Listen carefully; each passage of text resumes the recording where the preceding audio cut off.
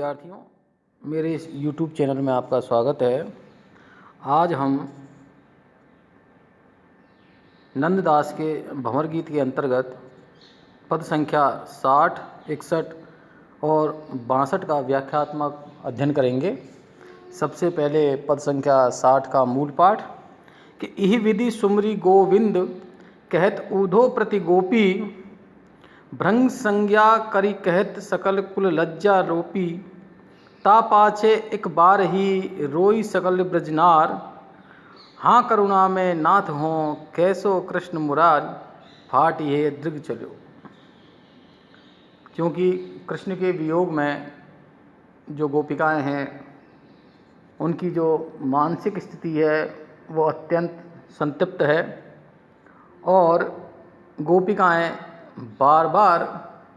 कृष्ण को याद कर रही हैं। सबसे बड़ी जो विकट चिंता का विषय यह है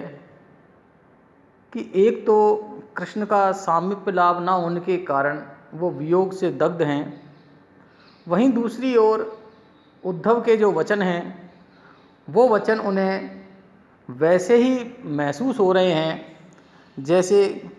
एक जले हुए व्यक्ति पर नमक डाल दिया जाए तो वह जो उसकी पीड़ा है वो बहुत अधिक बढ़ जाती है, क्योंकि एक तो वह पहले से ही दग्ध है और दूसरा नमक का जो स्वभाव है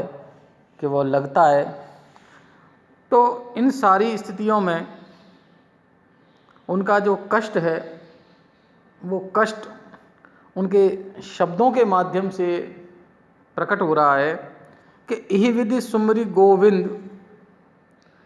इस प्रकार से वह गोविंद अर्थात कृष्ण को याद करके कहत ऊधो प्रति गोपी, गोपिकाएं जो हैं वो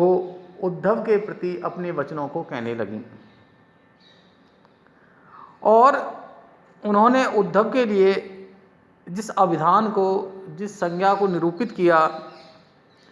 वह संज्ञा है भृंग। भृंग यानी भ्रमर। जिस प्रकार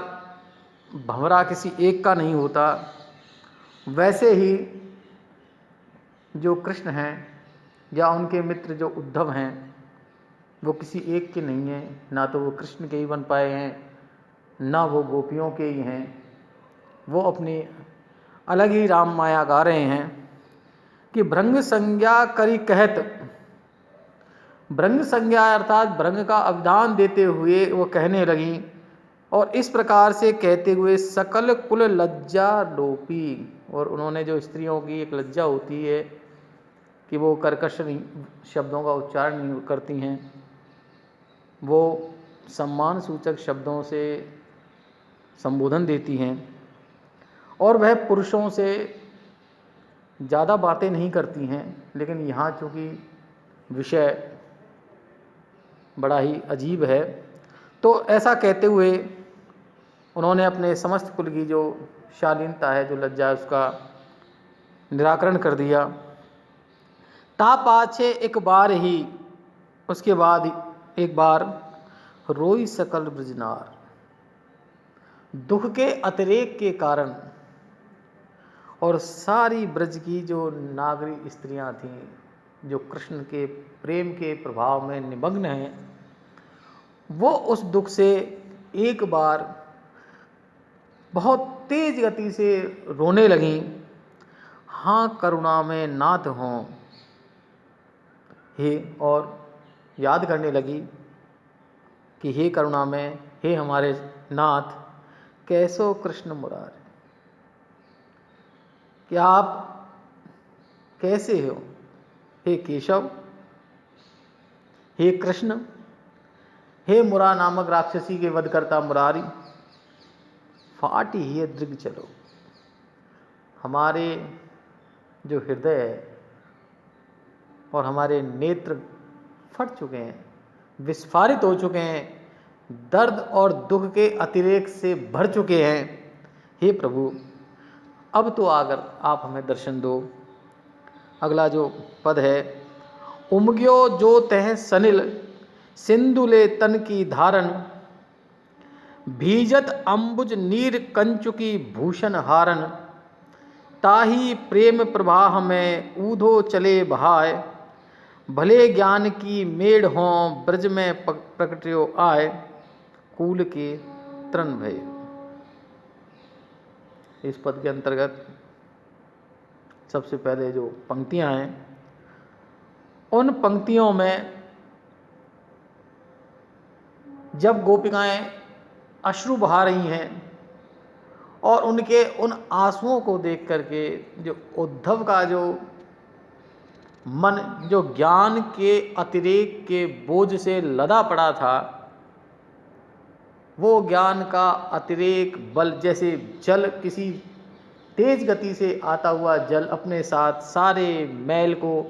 धो डालता है, ठीक वैसे ही उनके उस अश्रुओं की धार से उसका जो अहंकार था, उसका जो अज्ञान था, वो बह चला कि उमग्यों जो तह सलिल, उमंगित हो गया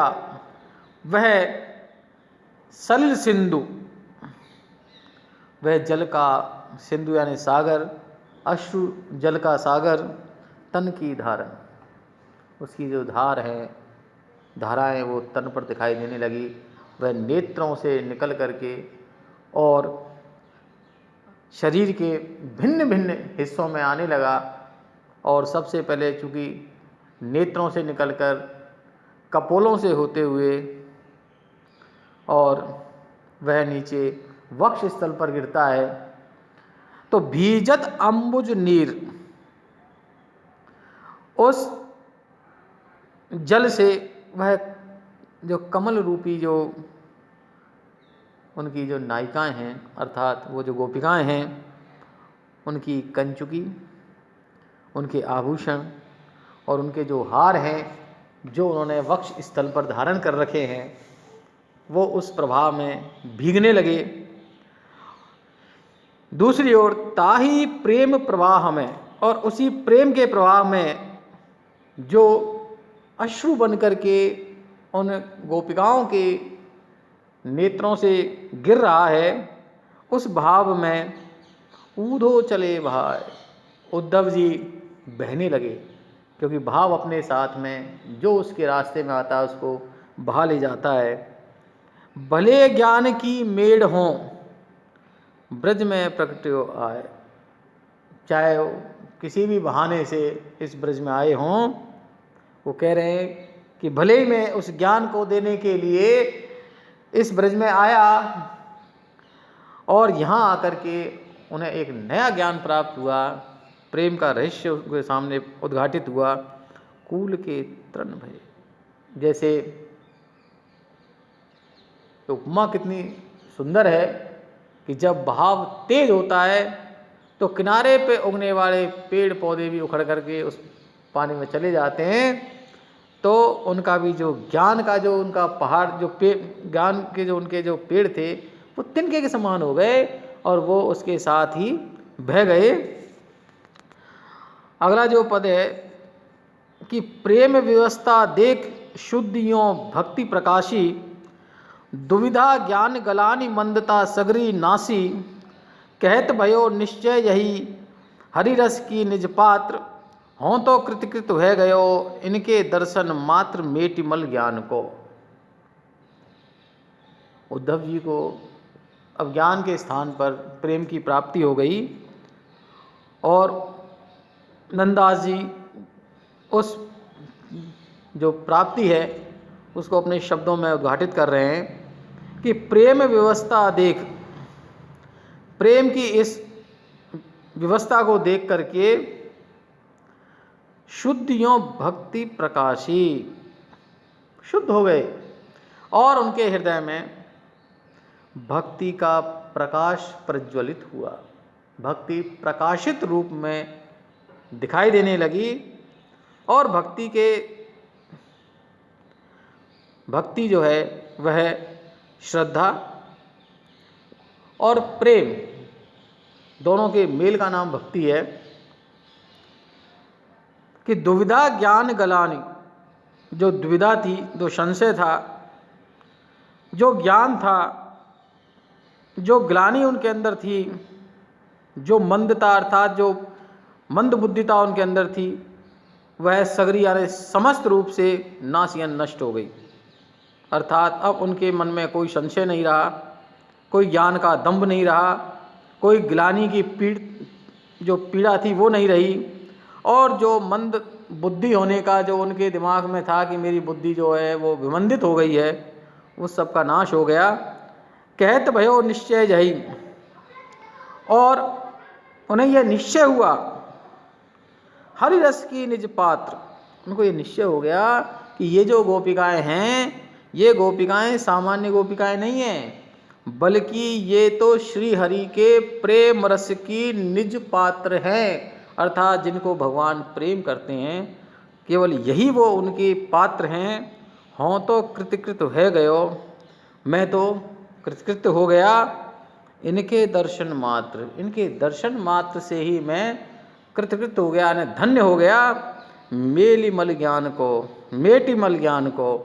मेरा जो ज्ञान अतिरेक से जो मेरे अंदर से मैल पैदा हो गया था, जो गंदगी पैदा हो गई थी, जो दंभ पैदा हो गया था, वो आज नष्ट हो गया और आज मैं पूर्ण शुद्ध होकर के और इनको वंदित करता हूँ, क्योंकि ये सामान्य नहीं है बल्कि ये विशिष्ट है, और ये ही भगवान कृष्ण के सच्चे अर्थों में उनके प्रेम की पात्र हैं। धन्यवाद।